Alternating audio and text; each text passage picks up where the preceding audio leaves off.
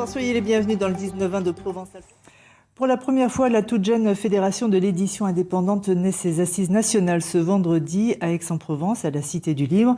Il s'agissait pour les éditeurs présents de s'organiser pour faire exister une certaine bibliodiversité. Marie-Agnès Pelleran, Virginie Danger. Comment s'organiser pour résister? Quel lien cultiver avec les auteurs ou les libraires?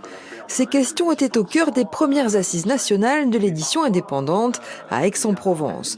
Plus de 300 éditeurs venus de toute la France ont ainsi débattu durant 2 jours de leur survie dans un monde ultra concurrentiel.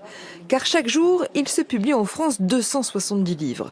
Pour la plupart, leur durée de vie en librairie ne dépasse pas 3 semaines.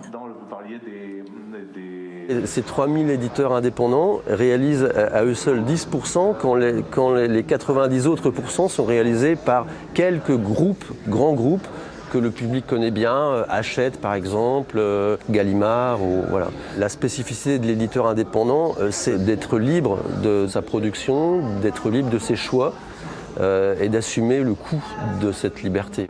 Éditrice de livres jeunesse à Marseille, Mathilde Chèvre a une ligne éditoriale très spécifique. Si elle gagne sa vie, ce n'est pas le profit qui la motive. Être éditeur indépendant, ça permet d'avoir une réflexion fine sur le choix de livres qu'on a envie de publier. Ça permet une relation fine et amicale et douce avec ses auteurs. Ça permet de réfléchir à des modèles d'économie alternative aussi. Sans libraire indépendant, pas d'éditeur indépendant. Les deux ne peuvent pas se passer l'un de l'autre.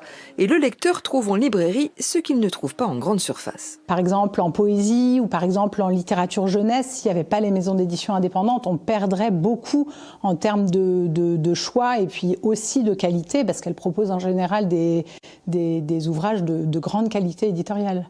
En région PACA, il y a 142 éditeurs indépendants. Ils publient plus de 1600 livres par an.